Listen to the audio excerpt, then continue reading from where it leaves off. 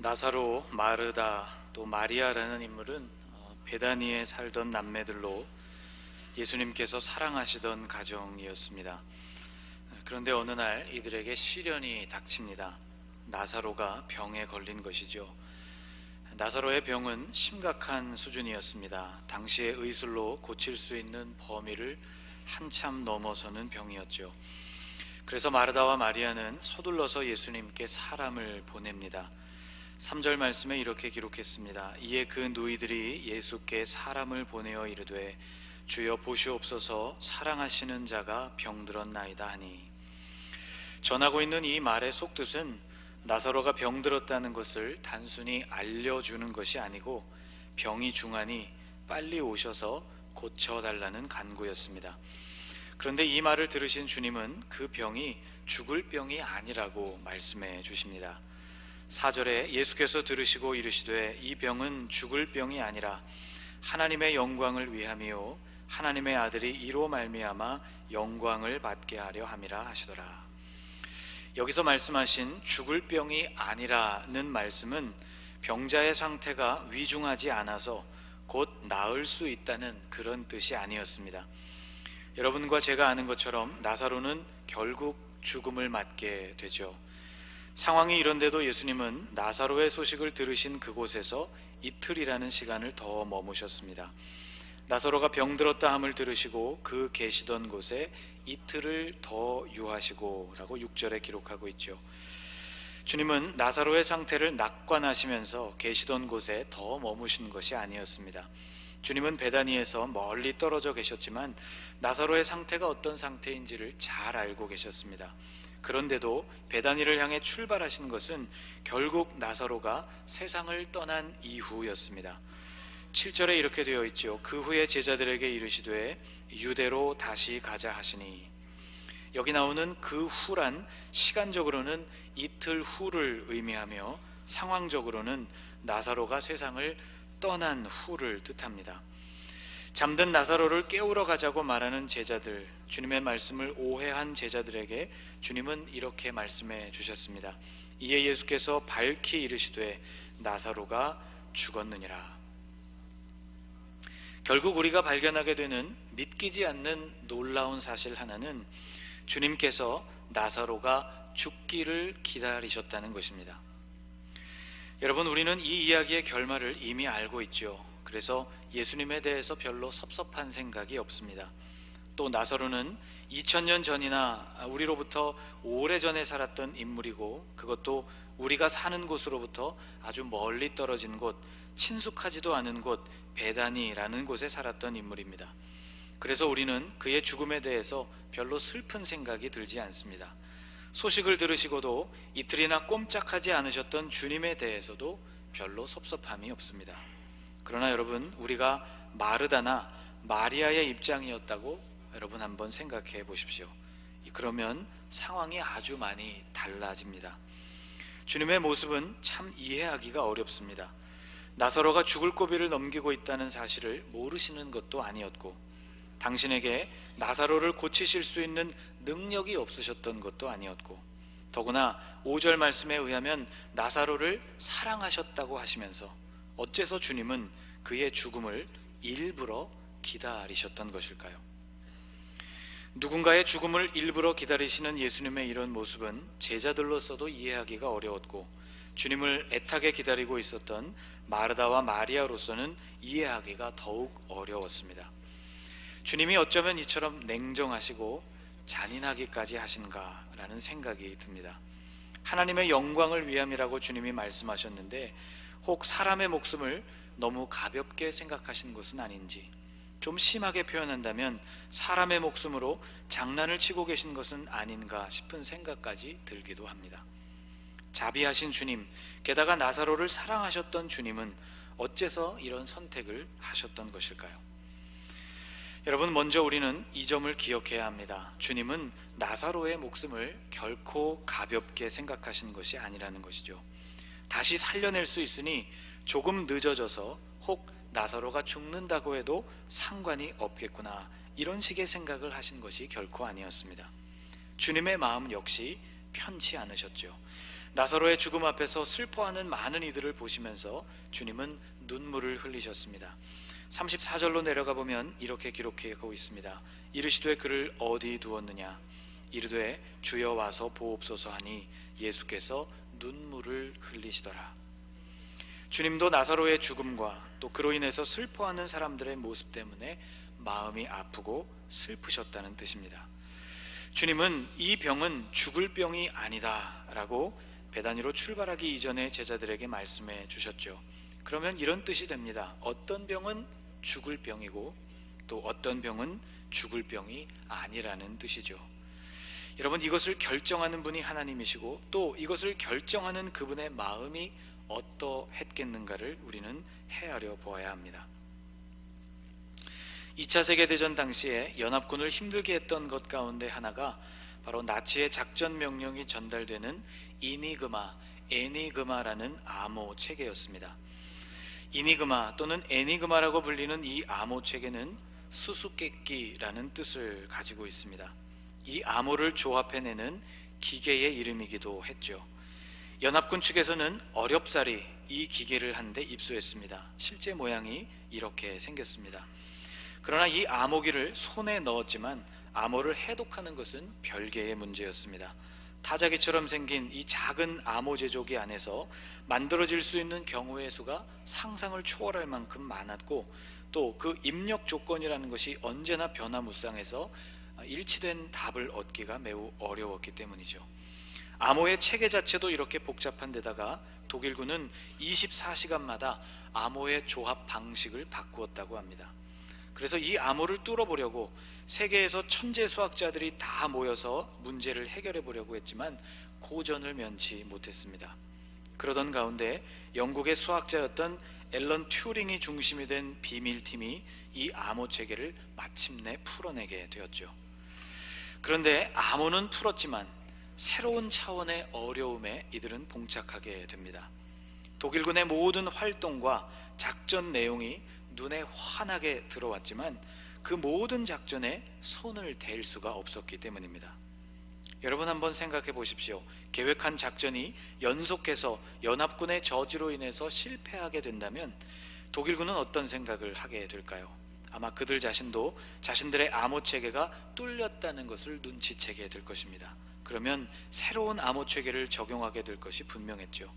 그래서 연합군 측에서는 독일의 모든 작전을 파악했지만 실제로 그것들 모두를 막지는 않았다고 합니다.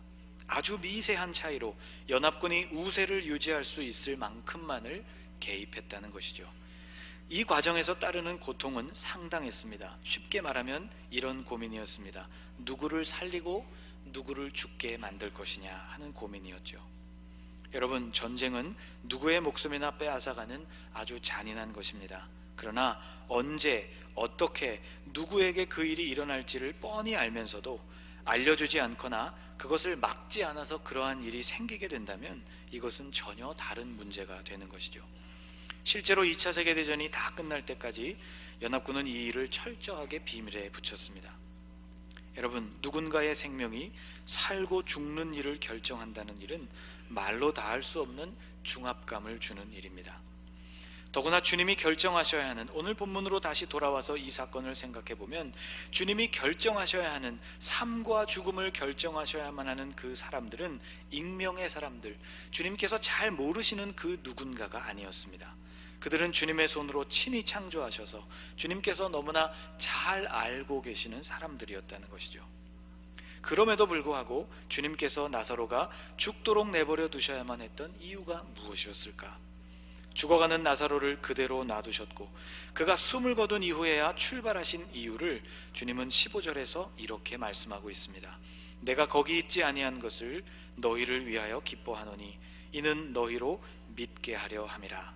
그러나 그에게로 가자 하시니, 주님이 베다니로 즉시 가시지 않고 이틀이나 그 계시던 곳에 머무심으로 말미암아 결국 나사로가 죽음을 맞아야 했던 그 이유는 제자들로 하여금 믿음을 가지게 하시려는 목적이었다는 것입니다.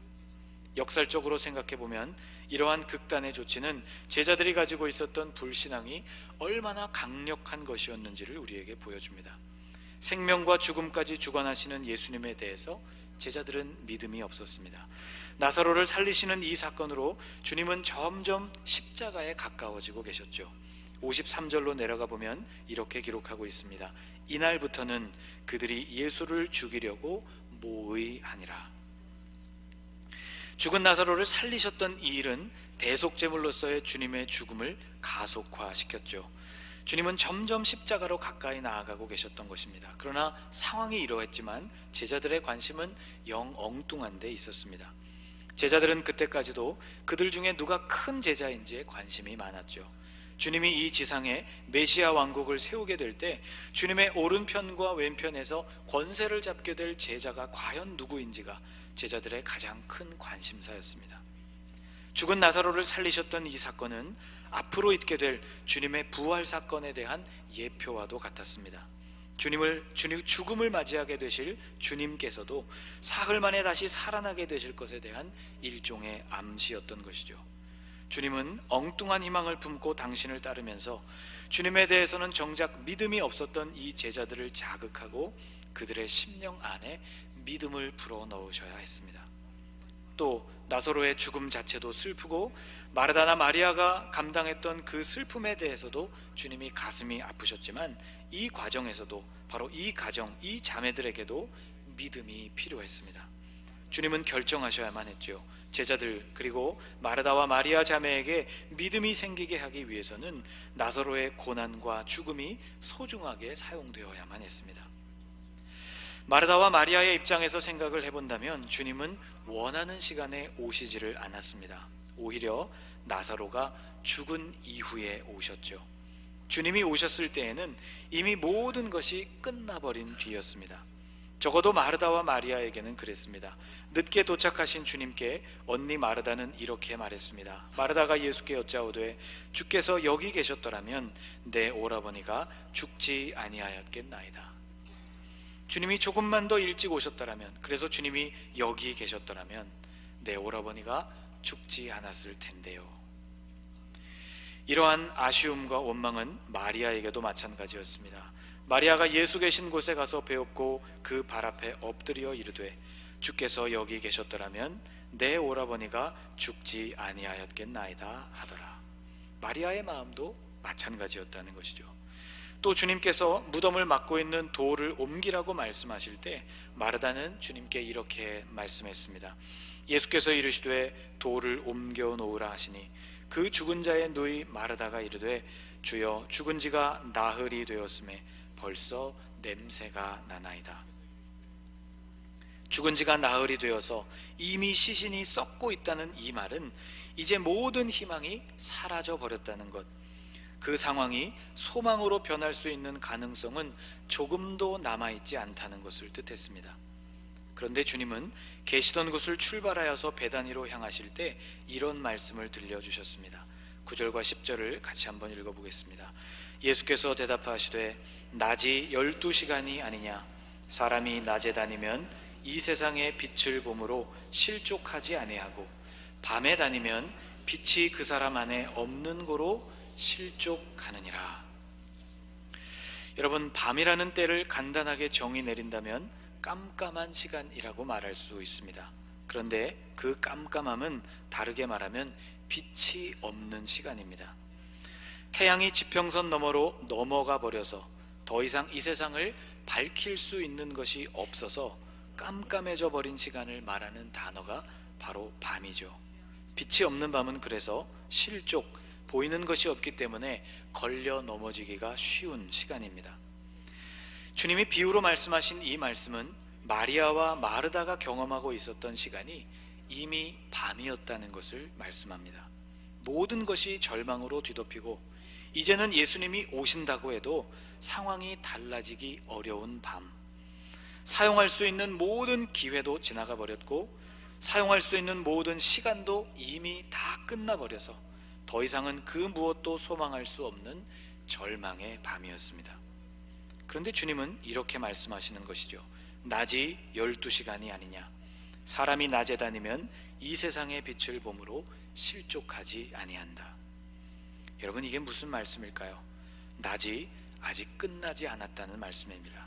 마르다와 마리아가 생각하는 것처럼 시간이 이미 되돌릴 수 없을 만큼 지나간 것이 아니라는 뜻이었습니다. 아니, 이미 지나가 버렸더라도 빛이신 주님과 함께라면 절망의 밤도 대낮처럼 환해질 수 있다는 것을 뜻하는 말씀이었습니다. 오늘 본문이 속한 복음서가 요한복음이지요.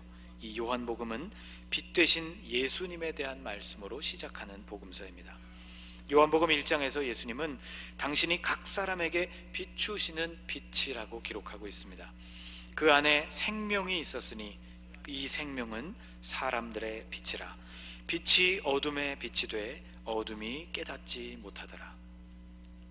여기서 말씀하는 그는 태초에 계신 말씀이자 또 하나님이시자 창조주이신 예수 그리스도를 뜻합니다. 그 빛이 세상에 오셨고 세상을 비추었다고 말씀하고 있죠. 9절부터는 또 이렇게 기록되어 있습니다. 참빛 곧 세상에 와서 각 사람에게 비추는 빛이 있었나니 그가 세상에 계셨으며 세상은 그로 말미암아 지은 바 되었으되 세상이 그를 알지 못하였고 다만 세상이 비추는 그 빛을 빛으로 구분하지 못했을 뿐이었다는 말씀입니다. 예수님과 가까웠던 마르다와 마리아 역시 이 빛을 바라보는 눈이 흐려졌고 그래서 절망의 밤을 보내고 있는 중이었죠. 주님은 제자들에게 그리고 마르다와 마리아에게 그리고 오늘 이 본문을 묵상하고 있는 우리에게 말씀하고 계십니다. 예수님 당신께서 빛이라고 말씀하고 계신 것이죠. 어두운 절망의 밤을 밝히실 수 있는 빛, 죽음을 생명으로 바꾸실 수 있는 빛이 바로 주님이시라는 말씀입니다.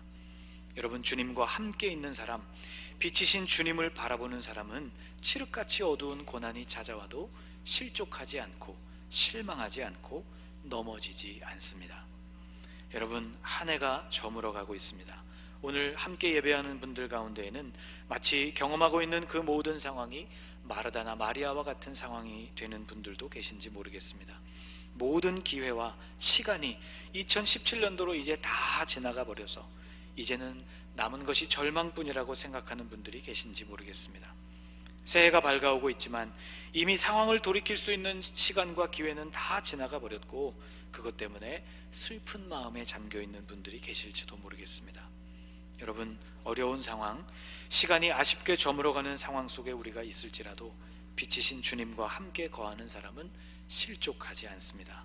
시간이라는 측면에서 본다면 내가 원하는 때에 원하는 일이 이루어지지 않았다고 해도 낮에 다닌다면 주님과 함께라면 우리는 실족하지 않기 때문입니다. 신실하신 주님께서 당신이 정하신 그 시간에 모든 것들을 온전케 하실 것을 믿기에 우리는 이 주님을 신뢰함으로 한 해를 마감하고 새로운 해를 믿음으로 맞이할 수가 있는 것입니다. 사랑하는 여러분, 오늘 우리에게 주어진 이 시간을 주님 앞에 감사하실 수 있기를 바랍니다.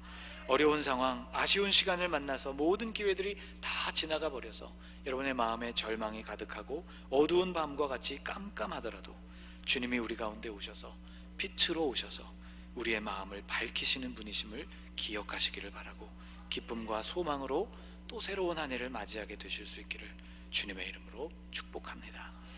기도하겠습니다. 하나님, 한 해가 저물어가고 있습니다. 우리의 힘으로 어찌할 수 없는 어려움을 만났거나 간절히 기다렸지만 결국은 오지 않은 그 무엇인가를 기다리다가 심히 지치고 실망한 모습으로 저무는 시간 속에 우리가 서 있습니다. 그러나 하나님, 주님께서는 빛이시라고 우리에게 말씀해 주셨습니다. 어둡고 깜깜하고 절망에 쌓인 밤도 빛이신 주님과 함께라면 낮과 같이 환하다고 말씀해 주셨습니다. 하나님, 주님과 함께하는 마지막 날이 되게 하여 주옵소서. 또 주님과 더불어 시작하는 새로운 해가 되게 해 주옵소서.